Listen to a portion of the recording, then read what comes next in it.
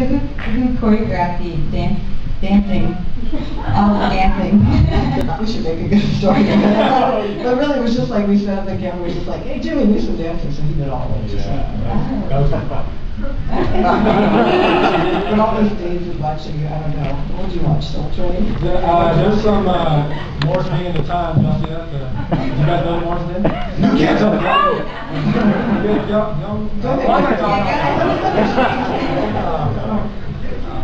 It's cool when they go.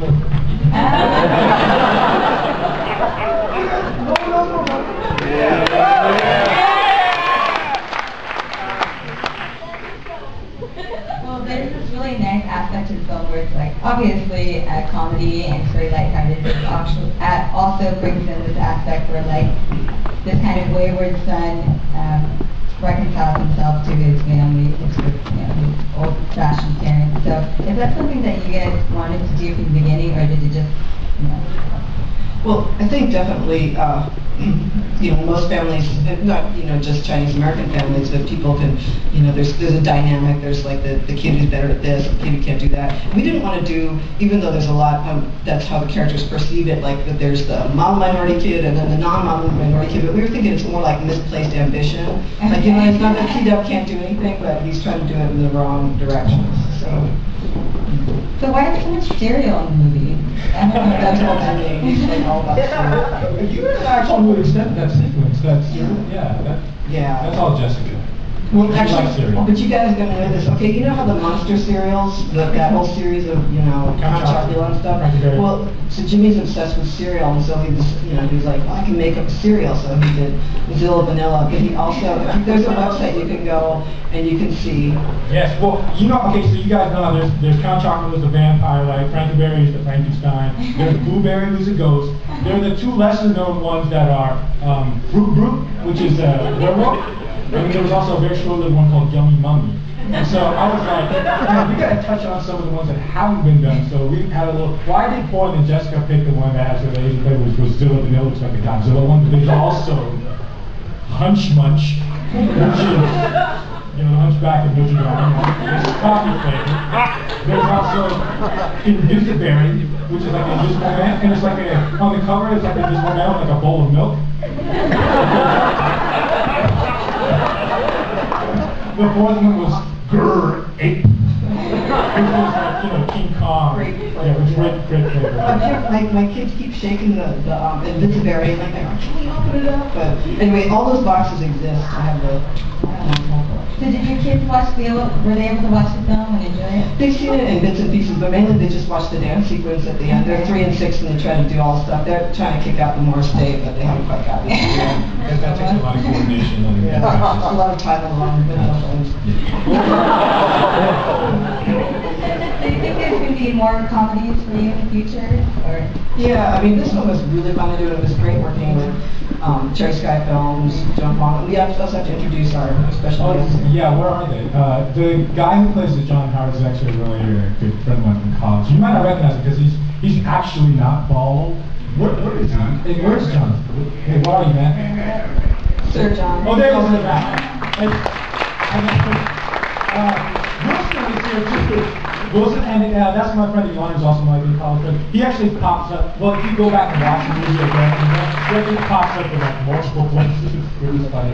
Yeah, it's cinematic magic. One thing I should say about Jonathan is that because he was playing a character named John Howard, he did have kind of a resemblance to Ron Howard, but too much hair. He shaved his hair not once but twice because he had to do ratios. So yeah, people actually made the mistake of thinking that we actually casted a Ron Howard lookalike. But we actually, when we had Jonathan play for a long time ago, because he was actually in the original Venom spots as the director of the commercials. Nice. Well, you can visit their website. I believe it's pongplaya.com. But at this time, I just wanted to open up questions from the audience. So just raise your hand if you have a question. Shout it out. What are the plans? You have a distributor? Yeah, right now we're in the midst of figuring out dates, but it should be in the fall. We're thinking probably, early fall? Yeah, late summer, early fall. Yeah. But you guys gotta get the word out there. Did your friend in the movie really speak Mandarin? Oh man, yeah.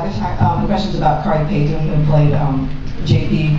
And boy, he really, the thing about him is he really studied the Chinese, but when he got out there, like keeping it all together, he had these recordings. And when we were shooting at the tournament scene, all these people, especially the four ladies in those stands, were giving him advice, and they were all coming over. And so he has this line where he says this thing in Chinese. At the end, he goes, "You feel me?" And they look at him, and they go, "Mm-mm." So like, he's sweating and trembling, and oh man, he really suffered. That was hard to watch, but he really, he's a real trooper. Yeah, but he spoke no Chinese before the movie. Pretty impressive. Yeah, he's trying. It's not easy. Back here, this film was just amazing. I felt like this is totally what the American Film Festival is all about. It's these great movies that are produced that make everyone laugh, totally amazing. And I wonder what keeps this from being something that's just like general cinema.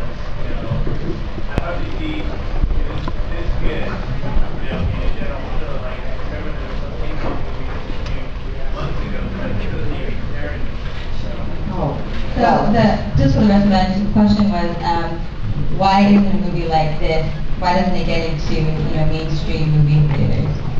Well, thank you for the very nice comments, and I wasn't gesturing at Jimmy like it's his fault. It's just that the fact is, it is still a film with largely Asian American cast, and it is hard too if you don't have somebody who's a name. And we just wanted to do it our way, so we didn't really worry about that too much. But we're hoping it also turns into kind of word of mouth film because it's fun. Yeah, that's a whole dissertation topic to the end of the question that you had. It's the way that the industry works is that they want it. They're not in the interest of taking risks anymore, especially because a lot of large companies have taken over studios and stuff like that, and so you don't have a name, you don't have name actors in it, and you don't have huge budgets for marketing and stuff like that. It's like they don't want to take chances. But the thing is that we premiered at Toronto, and the response was the audiences were really wonderful, and we had so many distributors who were they loved the film, but like so many people would say, well, we don't know exactly what to do with it or how to market it and everything. So it's taken a while to sort of pull that together, but we feel happy that it'll be out there. The one universal language that the studios do speak, though, is green, which is money. So if people go out there and actively, if one of you guys who really enjoys films tells like 10, 20 people and get them to go watch the film when it comes out, then that'll make a difference. That'll send noise to to the people and the executives to say, haha, yeah, this movie will actually make money, and we want to see more stuff like that from such genius filmmakers as Jessica Yu. It's all about sticking it to the man, right?